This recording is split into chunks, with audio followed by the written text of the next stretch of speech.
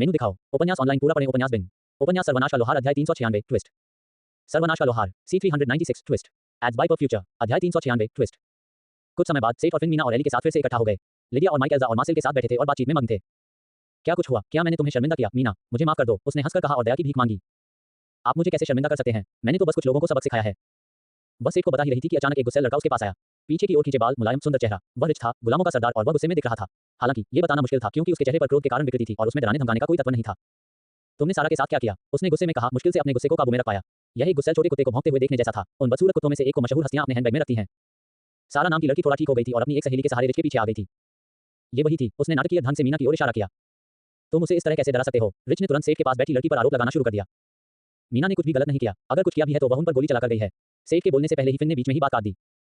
खुश रहो कि फिन ने तुम्हें नहीं सुना। फिन तुम्हें धूल में मिला देता। छोटे जानवर की हत्या की मंशा लगभग शारीरिक तीव्रता वाली थी। हालांकि जब तक कोई नहीं जानता कि वह क्या करने में सक्षम थी, तब तक उसके पास रिच के समान ही डराने वाला कारक था। फिन शांत हो जाओ, लगता है कोई गलतफहमी हो गई है। मीना ने सिर्फ तुम्हारे दोस्त के उकसावे पर प्रतिक्रिया दी है। सेठ ने शांतिपूर्वक मुस्कुराते हुए समझाया। उन्होंने समस्या को शांतिपूर्ण ढंग से हल करने के लिए परसेफोन के आशीर्वाद के प्रभाव पर भरोसा किया था। मैंने इसे अलग तरह से सुना है और मुझे अपने साथियों पर भरोसा है। उन्होंने जिद्दी होकर कहा। ऐसा लग रहा था कि दूसरा व्यक्ति इतना अंधा था कि वह जैतून की शाखा को तब तक नहीं पहचान सकता था जब तक कि उसके चेहरे पर उसे प्रहार न किया जाए। परफ्यूचर द्वारा विज्ञापन। और मैं सच में जानता हूं कि मीना को कमजोर लोगों को परेशान करने की आदत नहीं है। अब तुम क्या करोगे? मैं राजकुमारी से शिकायत करूंगा। आगे बढ़ो। वह मीना के व्यक्तित्व की उतनी ही अच्छी तरह से पुष्टि कर सकती है जितनी कि मैं। और फिन, रिच थोड़ा असुरक्षित महसूस कर रहा था और उसने पीछे मुड़कर देखा और सारा जो उसकी नजरों से बचने के अलावा कुछ नहीं कर सकती थी। चुपचाप स्वीकार करते हुए कि वह पूरी तरह ईमानदार नहीं थी, रिच ने गहरी सांस ली और अपनी मुट्ठियां खोली। मुझे परेशानी खड़ी करने के लिए खेद है। उसने माफी मांगी और अपना सिर नीचे कर लिया। क्रोध हवा में धुएं की तरह गायब हो गया था। क्या हम फिर से शुरुआत कर सकते हैं और भूल सकते हैं कि ऐसी मूर्खतापूर्ण घटना घटी थी? सेठ ने मीना की तरफ देखा, जिसने बस कंधे उचका दिए। वह उसकी वजह से नाराज हो गई थी। यह उसका फैसला था। जरूर, इसकी चिंता मत करो। उसने मुस्कुराते हुए रिच के कंधे पर 2-3 बार थपथपाया। वास्तव में अब बात खत्म हो गई है। ऐसा नहीं है कि वास्तव में कुछ हुआ हो। तुम्हारे पास मेरी सोच से कहीं ज्यादा दम है। ये शर्म की बात है कि इतनी डींगे मारने और बड़बड़ाने के पीछे देखना इतना मुश्किल है। एली ने टिप्पणी की। उसने आगे यह नहीं बताया कि उसका मतलब किससे था। मैंने तुम्हें नाचते देखा। ये बहुत अनोखा है। गुलाम बनाने वाले ने बातचीत जारी रखने की कोशिश की। आप इसे भयानक कह सकते हैं। मुझे कोई आपत्ति नहीं है। मैं संगीत पर नाचने की अपेक्षा उसे बजाने में बेहतर हूँ। वास्तव में? ओह, ठीक है। आपने बताया कि आप एक बार के रूप में भाग ले रहे थे। मुझे वास्तव में लगा कि आप मजाक कर रहे हैं। अरे अरे, क्या आप हमारे लिए कुछ बजा सकते हैं? स्लाइम रेंचर ने हंसते हुए टिप्पणी की। हाँ, शायद बाद में। इस तरह वे बातचीत में लग गए। वे बैठ गए और कुछ देर तक बातें की। जैसा कि एली ने भविष्यवाणी की थी, गुलामों के मालिक ने उन्हें अपने बारे में बताया, लेकिन ज्यादा विनम्र तरीके से। रिच मूल रूप से गामा से था, जहां उसने बचे हुए लोगों के एक समूह का नेतृत्व किया था। उसके महाकाव्य वर्ग ने उसे सहयोगियों के लिए अत्यंत शक्तिशाली, निष्क्रिय और सक्रिय समर्थन कौशल दिए। वह कुछ शर्तों के तहत लोगों को पुनर्जीवित भी कर सकता था। इस संदर्भ में सहयोगियों का मतलब गुलामों से था। इस बिंदु पर रिच ने जल्दी से समझाया कि वह ऐसा व्यक्ति नहीं था जो इसका आनंद लेता था। ये सिर्फ इसलिए था क्योंकि उसका वर्ग इस तरह काम करता था।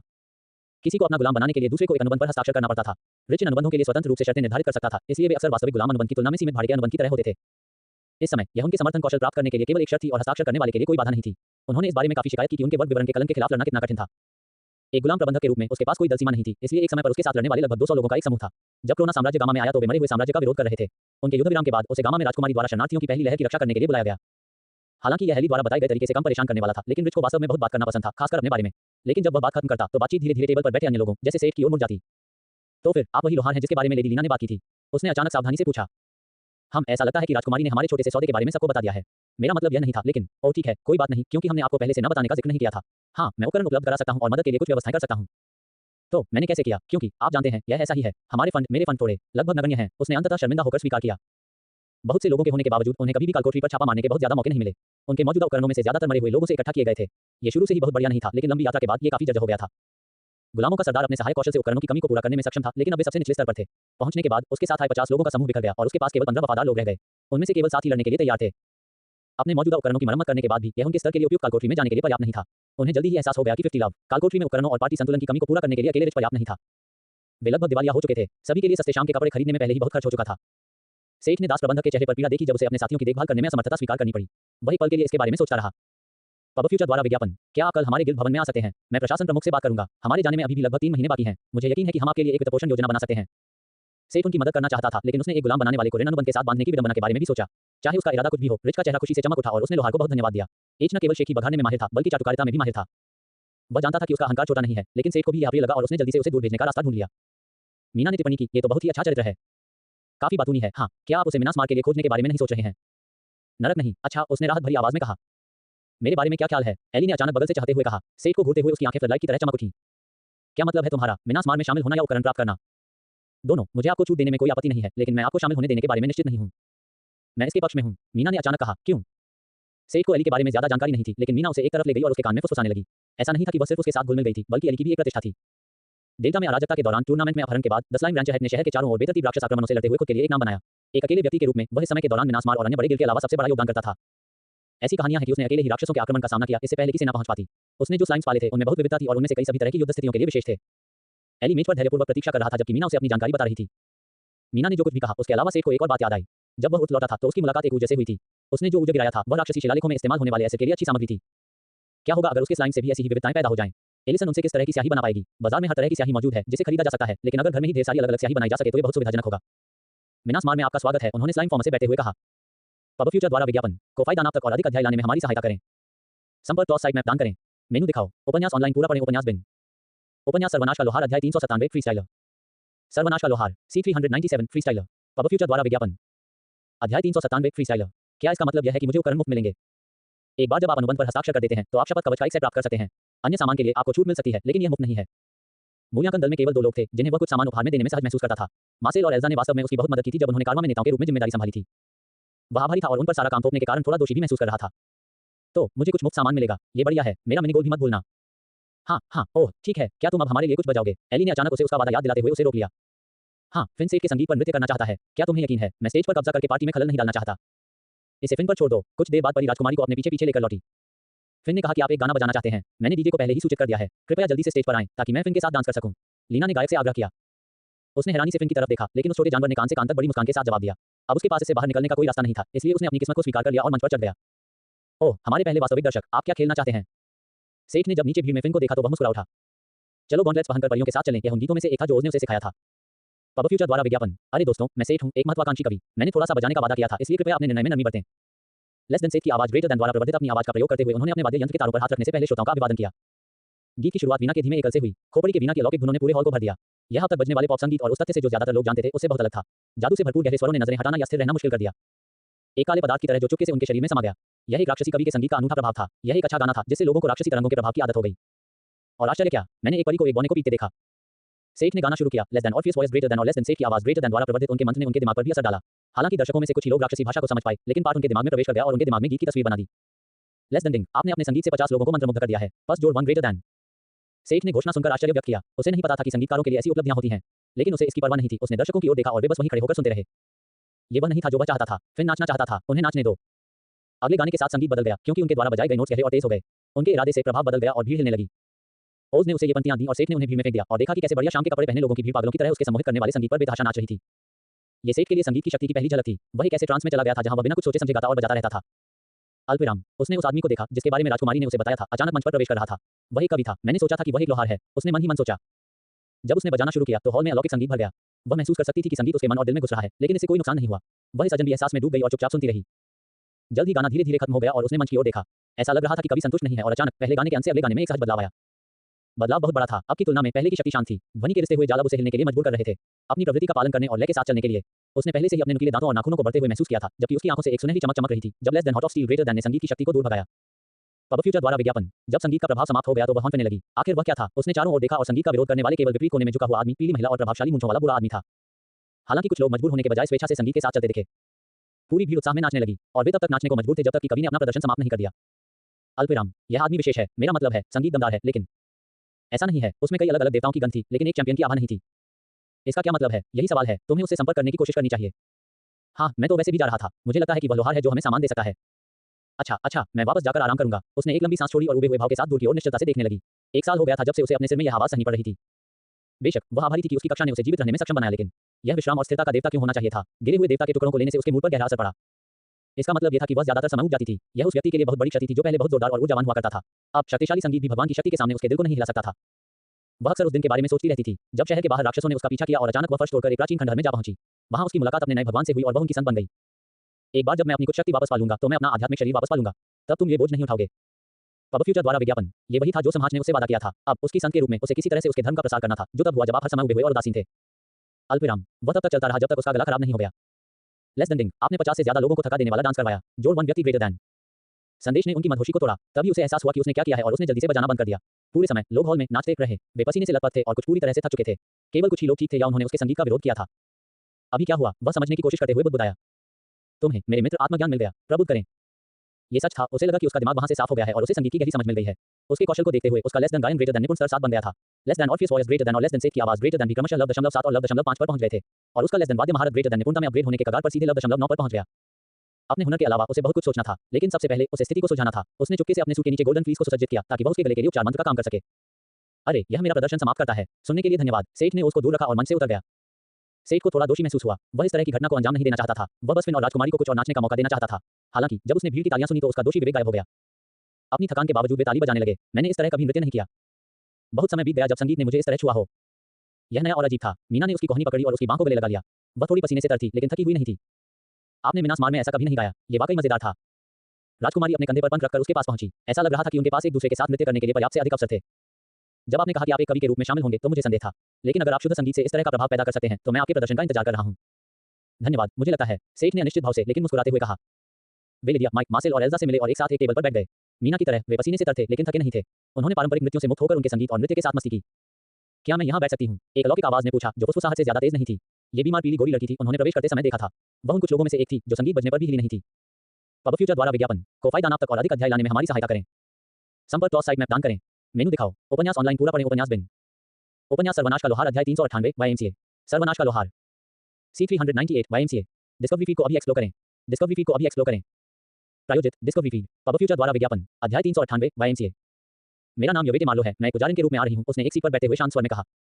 अपनी मेज पर बैठकर उसने सेठ की पिछली प्रस्तुति की तारीफ की। जब वे बात कर रहे थे तो उसका हाव भाव लगभग नहीं बदला। वह लगभग उबी हुई सी दिख रही थी। उसकी आंखें आधी बंद थी मानो वह सोने जा रही हो और एक हल्की लेकिन आकर्षक मुस्कान थी। कुल मिलाकर वह किसी ऐसे व्यक्ति की तरह दिखती थी जो वास्तविकता से दूर थी।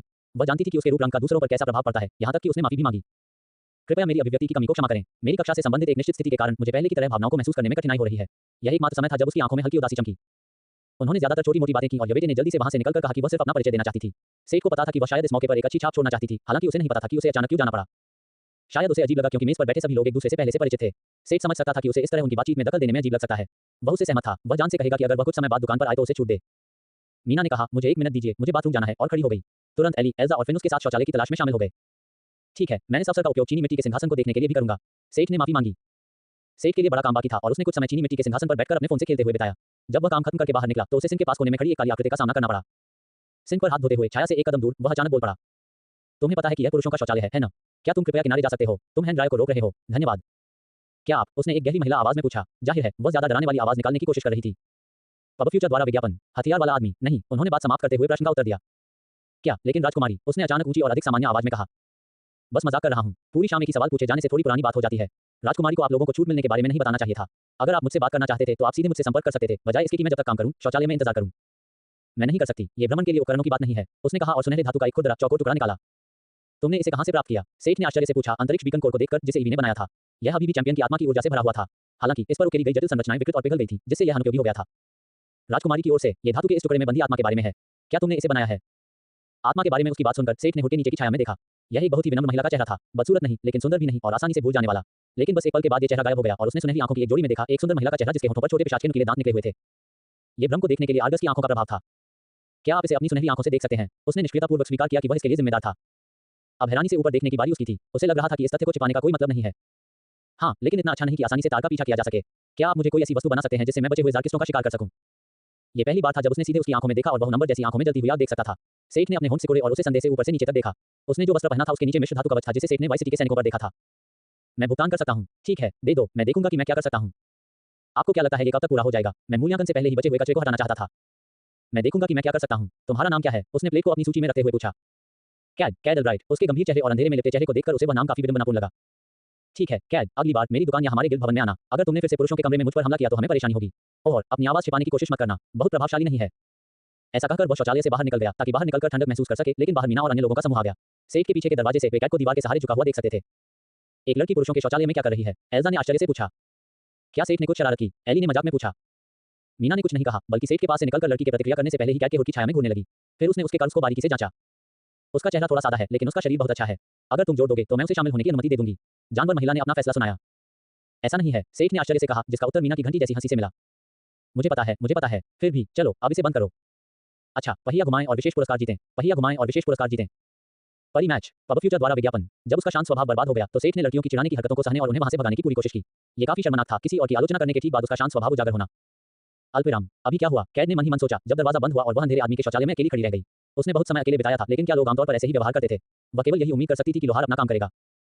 ये सोचकर कि क्या ये सही है या नहीं, वह पार्टी में वापस नहीं जाना चाहती थी। कैद अपने कमरे में वापस लौट गई जो राजकुमारी द्वारा प्रदान किया गया था। राजकुमारी ने गामा में भर्ती किए गए सभी लोगों को डेल्टा में रहने के लिए एक कमरा प्रदान किया था। वह बस उम्मीद कर रही थी कि रास्ते में उसे दूसरे निवासियों से न मिलना पड़े। उसे परेशान करने वाले गुलाम मालिक और उसके साथियों से कोई मतलब नहीं था, लेकिन दूसरा आदमी परेशान करने का एक अलग ही स्तर था। वह हमेशा अपनी अजीब जिम्मेदारी के बारे में बोलता रहता है और दूसरों को अपनी बात मनवाने की कोशिश करता रहता है। अल्पविराम। पार्टी खत्म होने के बाद ब्रॉड और बुरा आदमी उनके पास आया और जाने से ठीक पहले उनके पास आया। ये सिर्फ एक संक्षिप्त परिचय था। उस आदमी ने खुद को एल्बर्ट बताया और बताया कि उसकी क्लास एक डायमेंशनल मर्चेंट है।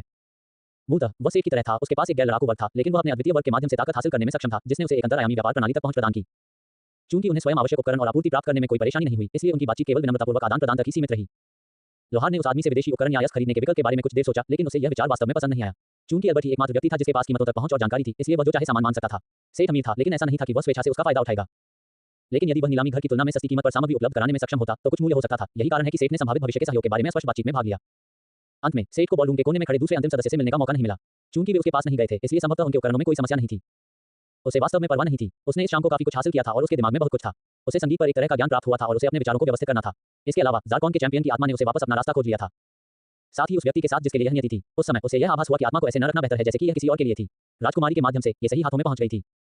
क्या एक लड़की ज़ारकॉन के सभी अवशेषों को नष्ट करने पर आमादा है? आत्मा को रखना वह ऐसा नहीं करना चाहता था। आत्मा की विशिष्टता के बावजूद संभावित प्रभाव और उसका मूल स्वामी उसके लिए बहुत अप्रिय थे। एकमात्र चीज जिसे वह वापस पाने की उम्मीद करता था वह था संघीय अभिशाप। क्या कोई चैंपियन नहीं था? सेठ को यकीन था कि एक बार उसका काम पूरा हो जाने पर वह आत्मा को नष्ट कर देगी। उस समय वह हार वापस पा सकता था। इतने समय के बाद ये बहुत शक्तिशाली हो गया होगा। विचारों से भरे उनके सिर में अंततः वे घर लौट आए। व्यक्तिगत अनुशंसाएं जिन्हें आप मिस नहीं कर सकते। व्यक्तिगत अनुशंसाएं जिन्हें आप मिस नहीं कर सकते। Discovery feed. पब फ्यूचर द्वारा विज्ञापन को फायदा नाप तक और अधिक अध्याय लाने में हमारी सहायता करें। संपर्क टॉस साइट मैप दान करें। मेनू दिखाओ। उपन्यास ऑनलाइन पूरा पढ़ें। उपन्यास बिन। उपन्यास सर्वनाश का लोहार अध्याय 399 आत्मा संगीत। सर्वनाश का लोहार C399 soul music. Pub future द्वारा विज्ञापन। अध्याय 399 आत्मा संगीत। संगीत का उपयोग आत्मा को नियंत्रित करने तथा इच्छाओं और प्रवृत्तियों को बाहर लाने के लिए किया जाता है, जिसका उपयोग शरीर के लिए ब्लूप्रिंट के रूप में किया जाता है। और सही था, सेठ पार्टी से पहले खुद इस निष्कर्ष पर नहीं पहुंच सकता था। वह इसे एक लोहार के नजरिए से देखता रहा था। संगीत और नृत्य कौशल कुछ ऐसी चीजें थी जिन्हें उसने बाद में जोड़ने के बारे में सोचा था। अब उसे एहसास हुआ कि वह गलत था। कई तरीके हो सकते हैं जो काम कर सकते हैं, लेकिन यह उसके लिए सबसे अच्छा तरीका हो सकता है। और उसके इनपुट के साथ उसके शोध ने एक नया मोड़ लिया और उसे एक सुविधाजनक परीक्षण विषय दिया गया था। एक ऐसे देवता के चैंपियन की जीवित आत्मा जो अपने अनुयायियों की इच्छाओं को उन्मुक्त करने के लिए जाना जाता था। लोग अक्सर कहते थे कि संगीत आत्मा को छू सकता है। सेठ को यह सिर्फ एक कहावत लगती थी जब तक उसे ज्ञान की प्राप्ति नहीं हुई। ओज ने शुरू से ही इस पर जोर दिया था। नकिया जलती हुई आग को जल्द ही पता चल गया कि उसके लिए यह इतना स्पष्ट क्यों था। राक्षसों ने हमेशा आत्माओं के साथ व्यवहार किया था, अन्य जातियों की तुलना में अधिक। सेठ को अपने काम में मदद करने के लिए कॉलेज की लाइब्रेरी में काफी किताबें मिली। उन्हें सारा काम खुद नहीं करना पड़ता था। ऐसे कई गाने थे जो सीधे आत्मा को प्रभावित करने के लिए थे। ये ज्यादातर ऐसे गाने थे जिन्हें उन्होंने कभी देखा ही नहीं था, क्योंकि वे मनोरंजन के लिए थे। एक बार फिर उन्होंने पाया कि उनका क्षितिज बहुत संकीर्ण हो गया था। उन्होंने गाथा गीत गढ़ने और समर्थन के लिए गाने खोजे थे, यहाँ तक कि सोल शॉक जैसे हमले करने के लिए भी। लेकिन उन्होंने कभी मनोरंजन के लिए गाने खोजने की परवाह नहीं की। इनका अक्सर श्रोता की आत्मा को छूकर और भी मजबूत भावनाएं जगाने के लिए गहरा प्रभाव होता था। ज़ारकॉन के चैंपियन की आत्मा का उपयोग करके वह आत्मा पर पड़ने वाले प्रभावों और परिणामी प्रतिक्रियाओं का अध्ययन करने में सक्षम था। और उसके अनुसार एक जीवित आत्मा सबसे अच्छे परिणाम देगी। जिस तरह मरे हुए लोगों में आत्माओं या बल्कि आत्माओं के अवशेषों की एक विस्तृत श्रृंखला की कमी थी, उसी तरह सेठ में अक्सर मजबूत भावनाओं की कमी थी। आवश्यक मंत्र सरणी विकसित करने के लिए पहले इस आत्मा का उपयोग करना आसान था। हालांकि कैट ने उसके अनुरोध को लेकर बहुत ही जरूरी बात कही थी, लेकिन उसे सिर्फ अपने मामलों को प्राथमिकता देने के लिए खेद ही हो रहा था। लेकिन वह पहले ही वह चीज तैयार कर चुका था जो वह चाहती थी। उसे बस उसमें आत्मा डालने की जरूरत थी। एक बार काम पूरा हो जाने के बाद वह उसे पूरा करके तुरंत उससे संपर्क कर सकता था। अल्पविराम। अरे सेठ, पार्टी के कुछ दिनों बाद किसी ने उसकी कार्यशाला में उससे संपर्क किया। पब फ्यूचर द्वारा विज्ञापन। ओह बहुत बढ़िया समय है, आओ और देखो, मुझे लगता है कि मैं बहुत करीब हूँ। जैसे ही जादूगरनी पास आई, सेठ ने अचानक एक गहरा मंत्रोच्चार शुरू कर दिया, साथ ही अपने वीणा की धुन भी बजाई। वह बेचैन हो गई और उसे एक से हंसी होने लगी। जमीन पर एक गोलाकार मंत्र सरणी जल उठी और उसके ऊपर तैरती आत्मा पर चमकते हुए रून उकेरने लगे। हालांकि कई मिनट बाद जब जमीन गर्म हो गई तो लाइटें टिमटिमाने लगी। पिघले हुए पत्थर के फर्श ने सरणी को तोड़ दिया और ऊर्जा और धुएं के झटके में प्रयोग विफल हो गया। अरे धिक्कार है, ये फिर विफल हो गया। जलसार ने हैरानी से उसकी ओर देखा। यह मूर्ख कितना सुधर कब गया था। मुझे एक बार देख लेने दो। उसके सिद्धांतों और स्पष्टीकरणों को सुनकर जादूगरनी केवल सिर हिला सकी। आत्मा से एक खाका निकालने का विचार एक रचनात्मक दृष्टिकोण था जिसके बारे में उसने कभी नहीं सोचा होगा। इसका अर्थ यह नहीं था कि यह उस शरीर का पुनः निर्माण करेगा जो आत्मा के पास जीवित रहते समय था, बल्कि यह सबसे उपयुक्त शरीर का निर्माण करेगा। मुझे दिखाओ कि तुम मंत्र सरणी कैसे बनाते हो। सेठ को रहस्यमय चाक से जादुई घेरा बनाने में करीब 10 मिनट लगे। जैसे ही वह खड़ा हुआ और गर्व से अपने काम को देखा, अल ने उसके सिर के पीछे जोरदार थप्पड़ मारा। अब उसे पता था कि यह क्यों काम नहीं कर रहा था और यह बात उसे परेशान कर रही थी। चक्र और सिद्धांत सही थे, कारण ये था, ये तुम्हारी घटिया लिखावट है मूर्ख। कोई आश्चर्य नहीं कि तुमने जमीन पर जो लापरवाही से लिखा है उससे सरणी विफल हो गई। क्या ये सच नहीं हो सकता? लेकिन ये सच है। देखिए, आपने कई गलतियां की हैं। उन्होंने जमीन पर बने जटिल रेखाचित्र में 10 से अधिक स्थानों की ओर इशारा करने से पहले कहा। सुनो, मेरे पास मंत्र सारणी लेखन पर पुनः प्रशिक्षण देने का समय नहीं है। मैं यहाँ अपना ड्रैगन बैंड लेने आया था। अंगूठी क्यों? क्योंकि यह मेरा है। क्या ये पर्याप्त कारण नहीं है? मैंने इसे पहले ही तुम्हें बहुत समय पहले उधार दे दिया था। मुझे लगता है कि अब तुम खुद भी उतना ही शक्तिशाली कुछ कर सकते हो। लेकिन कोई परंतु नहीं, मुझे ऐसे देखना बंद करो। नहीं नहीं, मैंने कहा। जादूगरनी सेठ द्वारा फिर से सीखी गई गुप्त तकनीक का सामना नहीं कर सकी। पिल्ला जैसी आंखें। इसके बारे में क्या ख्याल है? मैं तुम्हें एक प्रतिस्थापन मंत्र मुग्ध कर दूंगा और बाद में इसे अनुकूलित करने में मेरी मदद करें। सेठ ने अचानक कीमत बढ़ा दी। ठीक है, ठीक है। सेठ ने एक शक्तिशाली एंटी ड्रैगन रिंग खो दी थी, लेकिन उसे बाद में एक प्रतिस्थापन और मदद पाने का वादा मिला। कोई और व्यक्ति इस नुकसान का शोक मना सकता है, लेकिन सेठ के लिए यह इसके लायक था। इसने उसका बहुत समय बचाया। अगर वह सिस्टम गाइडेंस का फिर से इस्तेमाल करता तो उसकी लिखावट को ठीक करना आसान था। लेकिन अगर यह सरणी अब काम भी करती तो उसे इसे और अपनी खुद की गोलेम तकनीक के अनुकूल बनाना पड़ता। उसकी मदद से यह बहुत तेजी से आगे बढ़ेगा। अब बस परिष्कृत आत्माओं का उपयोग करके प्रौद्योगिकी को परिष्कृत करना बाकी था। फिर क्या तुम लोग एक पल के लिए आ सकते हो? मैं तुम्हें कुछ दिखाना चाहता हूँ। वे ओटो को जड़ी बूटियों और पौधों की देखभाल में मदद कर रहे थे, तभी सेठ अचानक भूमिगत जड़ी बूटियों के बगीचे में प्रकट हुआ। यह मिनास मार्ग के औषधि व्यवसाय की नींव थी। यहाँ के पौधे, गंध, कामपिप और अन्य लोगों को करीना के साथ बिताए गए उनके सुखद पलों की याद दिलाते थे और यह टावर में उनकी पसंदीदा जगह थी। फार्मासिस्ट ओटो भी उनके साथ बहुत अच्छा व्यवहार करता था। पिप के पास कभी दादा नहीं था, लेकिन ओटो उनके सबसे करीब था। बेशक, टावर मास्टर, पिप ने विनम्रता से उत्तर दिया। पब फ्यूचर द्वारा विज्ञापन। चलो, मैंने तुमसे कहा था कि मुझे सेठ कहकर बुलाते रहो। कृपया मुझे क्षमा करें, टावर मास्टर। मिनास मार्ग को देखकर और सेठ की शक्ति और स्थिति को देखकर पिप को उसके साथ सहज व्यवहार करने में असहजता महसूस हुई, जैसा कि उसने यात्रा के दौरान किया था। ठीक है, मेरे साथ आओ, मैं तुम्हें कुछ दिखाना चाहता हूँ, उसने रहस्यमयी मुस्कान के साथ बच्चों से कहा। वे टावर मास्टर के पीछे पीछे जड़ी बूटियों के बगीचों से होते हुए उस दरवाजे तक पहुंचे जिसे उन्होंने पहले कभी नहीं देखा था। ऐसा नहीं था कि वे पहले कभी यहाँ नहीं आए थे, यह नया था, ये दरवाजा यहाँ कब आया था। जैसे ही वह करीब पहुंचा, दोनों बड़े दरवाजे खुल गए। दरवाजों के पीछे एक विशाल गुफा थी। नहीं, गुफा नहीं, बल्कि ऊंची छत वाला एक चौड़ा हॉल और उपजाऊ मिट्टी से बनी जमीन। गीली मिट्टी की गंध उनकी नाक में भर गई जैसे ही वे सेठ के पीछे अंदर गए। तुम यहीं रहो और देखो, उसने कमरे के बीच में जाने से पहले ठहाका लगाते हुए कहा। फिर उसने मिट्टी में 2 गोले गाड़ दिए और पैर क्रॉस करके बैठ गया। जैसे ही वे उसे देखते थे, उनके कानों में एक खामोश फुसफुसाहट गूंजती थी। क्या टावर मास्टर गा रहा था? लेकिन ये संगीत जैसा नहीं लग रहा था। जैसे ही पिप सुनता था, जंगल की यादें सामने आने लगती थी। हवा में झूलते पेड़ों के पत्तों की सरसराहट और लकड़ी की चरमराहट। ठंडी, नम हवा में धरती और वनस्पतियों की महक। छत पर छोटे-छोटे बिंदु चमकने लगे, जो तारों के समुद्र की तरह लग रहे थे। अपने होंठ हिलाते हुए टावर मास्टर खड़ा हुआ और धीरे-धीरे कमरे के बीच से पीछे हट गया। पीछे की ओर चलते हुए वह उनके करीब आ गया। जैसे-जैसे वह चलता गया, धुन बदलती गई। पिप को अपने जीवन के कुछ अच्छे पल याद आने लगे। अपने माता-पिता के साथ बिताए समय की झलकियां, करीना के ग्रोव में दूसरों के साथ खेलना, वह पल जब करीना ने उसे शिष्य के रूप में स्वीकार किया। कमरे के बीच में एक छोटी सी शाखा दिखाई दी। उन्होंने अभी-अभी उस छोटे पौधे को देखा ही था कि वह तेजी से बढ़ने लगा। जैसे-जैसे वह अंकुर एक छोटे पेड़ में तब्दील होता गया, छत पर तारे और भी चमकने लगे। उसका तना मोटा होता गया और मुकुट चौड़ा होता गया और छत के और करीब होता गया। छत जो रात के आसमान जितनी दूर लगती थी, अब पेड़ के चौड़े मुकुट से ढक गई थी। वे इस पेड़ को जानते थे। ये बहुत छोटा था, लेकिन उन्हें इसकी मौजूदगी का एहसास वही था। अचानक जड़ों का एक गुच्छा जमीन से उभरा। मुड़ते हुए उसने एक मानव जैसा आकार ले लिया और उनकी चौड़ी आंखों के सामने एक सोई हुई खूबसूरती भी आकार ले ली। वह पेड़ की विशाल जड़ों के बीच शांति से लेटी हुई थी। वह बिल्कुल करीना जैसी दिखती थी। उसकी आंखों से गर्म आंसू बह रहे थे, लेकिन जब तक टावर मास्टर अभी भी गा रहा था, वह उसके पास दौड़ने की हिम्मत नहीं जुटा पाई। तभी एक बड़े गर्म हाथ ने उसके कंधे को पकड़ लिया और उसने ऊपर देखा। चलो उसके पास चलते हैं, सेठ ने मुस्कुराते हुए कहा। उसके शब्द अभी समाप्त ही हुए थे कि सभी लोग ड्रॉइड की तरफ दौड़ पड़े। मास्टर, मास्टर करीना, सभी ने सोए हुए ड्रॉइड को गले लगाया और उसका नाम पुकारा। हम, क्या है, क्या आप, पिप हैं, लेविना, पॉल। मास्टर करीना सचमुच वापस आ गई थी। बच्चों के चेहरे आंसुओं और नाक के बलगम से भरे हुए थे जब वे जाती हुई पेड़ की आत्मा को देख रहे थे। पब फ्यूचर द्वारा विज्ञापन। कोफाई दानाप तक और अधिक अध्याय लाने में हमारी सहायता करें। संपर्क टॉस साइट मैप दान करें। मेनू दिखाओ। उपन्यास ऑनलाइन पूरा पढ़ें। उपन्यास बिन। उपन्यास सर्वनाश का लोहार अध्याय 400 व्यवसाय की ओर वापसी। सर्वनाश का लोहार सी 400 व्यवसाय की ओर वापसी। Ads by Pub Future. अध्याय 400 व्यवसाय की ओर वापसी। वाह, उसे देखो, क्या तुम्हें उम्मीद थी कि वह ऐसा कुछ कर सकेगा? गोरे युवक ने अपने चाचा से पूछा। इतनी जल्दी नहीं, लेकिन सेठ के हस्तक्षेप के बाद शायद यह अपरिहार्य था। हैरिस ने थके हुए स्वर में आह भरी, अपने पालक चैंपियन को बेतरतीब ढंग से लोगों को पुनर्जीवित करते हुए देखकर। मुझे खुशी है कि वह उस जादूगरनी से मिला। ये तरीका दूसरे आदमी के तरीके से कहीं बेहतर है, हेफेस्टोस ने टिप्पणी की। मुझे इसकी याद मत दिलाओ, वह बहुत होनहार था, लेकिन वह जल्दी ही अपने जोश में खो गया। हैरिस ने विलाप किया। मुझे खुशी है कि सेठ का महत्वाकांक्षी है, इससे उसे देखना और अधिक दिलचस्प हो जाता है। के वह वास्तव में तुच्छ है। ज़ार्कॉन वास्तव में बदकिस्मत है, हेमीज ने कहा, सेठ को ज़ार्किस रडा बनाने की याद दिलाते हुए। ओलंपस के हेरल्ड को हाल ही में सिस्टम गॉड के छाया क्षेत्र से मुक्त किया गया था। ये तो बस उसके अपने कार्यों का परिणाम है, हेड्स ने अनायासी कहा। ठीक है, उसे किसने कहा था कि वह नई दुनिया को बर्बाद कर दे? वह स्वाभाविक रूप से दुश्मनी मोल लेगा। लोहार देवता ने सहमति जताई। क्या आपको नहीं लगता कि अन्य लोग भी उसमें रुचि लेंगे? आप क्या कह रहे हैं? हम पहले ही उसे 3 लोगों में बांट रहे हैं। आप और कितने लोगों को लाना चाहते हैं? मेरा मतलब यह नहीं था। क्या उसमें ये गुण नहीं है? क्या ये दिलचस्प नहीं होगा अगर? एक और शब्द नहीं। हेफेस्टोस ने घबराहट से चारों ओर देखा। ओह, लेकिन मैं कुछ और सुनना चाहता हूँ। आगे बढ़ो, हेमीज, सिस्टम देवता ने कहा, जो उनके पीछे वाली सीट पर दिखाई दिया था। गोरा युवक अपने भाई और सिस्टम देवता के बीच बारी-बारी से देख रहा था। हेड्स ने ऐसा व्यवहार किया जैसे कि उसे इससे कोई फर्क नहीं पड़ा। अपने चाचा को कार्रवाई न करते देख तथा अपने भाई के क्रोध और व्यवस्था देवता के असंतोष के बीच संतुलन बनाते हुए निर्णय लेना आसान था। अगर दूसरे चाचा, चाची, भाई और बहनें उसे आशीर्वाद दें तो मैं शर्त लगा सकता हूं कि उसके पास ढेर सारी मजेदार चीजें होंगी। आप जानते हैं, ओलंपस के सभी मिथक उसकी वस्तुओं को प्रभावित करते हैं, न कि केवल आप दोनों को। पब फ्यूचर द्वारा विज्ञापन। हेफेस्टोस ने कराहते हुए कहा। हो, तो ऐसा ही कोई पिछला दरवाजा था, सिस्टम देवता ने सोचा। जब समय आया और अधिक देवताओं ने उठ के साथ हस्तक्षेप किया, तो स्वाभाविक रूप से ओलंप के अधिक देवता होंगे और यदि सेठ उनकी रुचि प्राप्त करने में कामयाब हो गया, तो उसे उनके मिथकों तक अधिक पहुंच प्राप्त होगी। ये बात के समय में अपने तरीके से प्रभाव डालने का एक बहुत ही सूक्ष्म तरीका था। उसने लोहार देवता पर ध्यान केंद्रित किया, जो निर्दोष दिखने की कोशिश कर रहा था। मैं इसे चेतावनी के तौर पर छोड़ दूंगा क्योंकि यह तकनीकी रूप से आपकी सीमाओं का उल्लंघन नहीं है। सिस्टम भगवान ने नरमी से फैसला सुनाया। वह भी इसके लिए उत्सुक था एक बार जब उन लोगों ने सेठ के साथ खिलवाड़ करना शुरू कर दिया। अल्पविराम। सेठ ने less than caring soul greater than को परिष्कृत करने और उसके अहंकार को बहाल करने में कामयाब होने के बाद पहले ही करीना के साथ लंबी बातचीत की थी। यह आभा, क्या ये तुम ही थे जिसने आग लाकर अंधकार को जला दिया? वह बहुत सी यादें खो चुकी थी, लेकिन सबसे स्पष्ट यादें उसकी मृत्यु से ठीक पहले की थी। उसने महसूस किया था कि भ्रष्टाचार उसके दिमाग पर हावी हो गया है, उसके शरीर और अस्तित्व पर नियंत्रण कर रहा है। उसका शरीर, उसका पेड़, उसके पैरों के नीचे की जमीन सब अंधेरे में डूबी हुई थी। स्याह कालापन सिर्फ एक ही चीज चाहता था, फैलना, जीतना और ज्यादा। यह उसके मन में चीख रहा था और उसे आगे बढ़ने और भ्रष्टाचार को फैलाने में मदद करने के लिए मजबूर कर रहा था। वह खुद को रोकने और बांधने के लिए संघर्ष कर रही थी। अब वह खुद पर नियंत्रण नहीं रख पा रही थी। वह केवल यही उम्मीद कर सकती थी कि उसके बच्चे इस भयानक भाग्य से बचने के लिए तेजी से भाग जाएं। इससे पहले कि वह अपने हाथों से उनका शिकार करने के लिए मजबूर हो जाए, वे भाग जाएं। जब पीली ज्वाला आई तो वह मोक्ष था, मृत्यु नहीं। पिप ने सेठ को करीना के साथ बिताए समय के बारे में बताया था। ये कहना झूठ होगा कि उसे उपकरण के लिए इसका इस्तेमाल न करने का कोई पछतावा नहीं था। हालांकि पिप की बात सुनकर उसे अपने माता-पिता को खोने के बाद का अपना दुख याद आ गया। बेशक इसकी तुलना नहीं की जा सकती थी। उन्हें खोने के बाद वह बहुत बेहतर स्थिति में था। फिर भी यही बात उसे यह कोशिश करने के लिए प्रेरित करती थी। करीना की बात सुनकर, जिसकी एकमात्र चिंता उसके बच्चे थे, मरने और होश में आने के बाद भी उसे यकीन हो गया था कि उसने सही काम किया है। करीना और हैंगंग ट्री से शुरू करने का एक कारण यह था कि वे सबसे सरल थे। एक पेड़ की संरचना और प्रवृत्ति मांस और रक्त के प्राणी की तुलना में बहुत सरल थी। इसके अलावा एक ड्रॉइड को जन्म देना एक महान पेड़ के लिए एक स्वाभाविक बात थी। उन्होंने अपने संबंध को एक आत्मा सेट के रूप में इस्तेमाल किया था ताकि एक ही बार में लगते हुए पेड़ और करीना को पुनर्जीवित किया जा सके।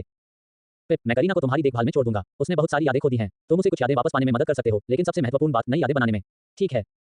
पब फ्यूचर द्वारा विज्ञापन। हाँ, लड़की ने कहा, उसकी आंखें रोने से लाल हो गई थीं। उसे अपनी पालक मां से फिर से मिलते देखकर सेठ का दिल खुश हो गया। फिर उसने पेड़ की तरफ देखा। उसका उभरता हुआ आकार सेठ को पता था उससे बहुत छोटा था, लेकिन विशाल छत्र और लताओं का पर्दा वही था। पहले सेठ को लगा कि उसके घर में हैंगिंग ट्री उगाने को लेकर उसके मन में कुछ शंकाएं हैं, लेकिन अब जब उसने इसे देखा तो उसे कोई नकारात्मक भावनाएं महसूस नहीं हुई। ये तर्क में एक सरल मोड़ था। यह कोई दुश्मन नहीं था, उसने ये पेड़ उगाया था। यह उसका पेड़ था। उसने इसे बनाने के लिए कड़ी मेहनत की थी। उसने इसे उगाने में समय, पैसा और लगभग 50 जादुई क्रिस्टल खर्च किए थे। वह अन्य सभी पेड़ों को नापसंद कर सकता था, लेकिन अपने बच्चे को नहीं। सेठ ने बच्चों और उनकी मां को उनके पुनर्मिलन में कुछ गोपनीयता दी और कार्यशाला में वापस आ गया। वह आज के लिए छुट्टी लेना चाहता था, लेकिन बाकी सभी लोग काम कर रहे थे। इससे पहले कि वह लेस देन ग्रेटर देन से अंगूठी बनाने के लिए बैठा, वह थोड़ा खींच गई। वह वास्तव में शांत महसूस कर रहा था क्योंकि वह इतने बड़े काम में सफल रहा था। वह इस पर बहुत गंभीरता से काम कर रहा था। अब अंगूठी बनाना लगभग एक ब्रेक की तरह था। ये ड्रैगन बैंक का प्रतिस्थापन होगा, जिसे अल अपने साथ ले गया था। क्योंकि उसने इसे मंत्रमुग्ध करने का वादा किया था, इसलिए उसे केवल शरीर बनाना था।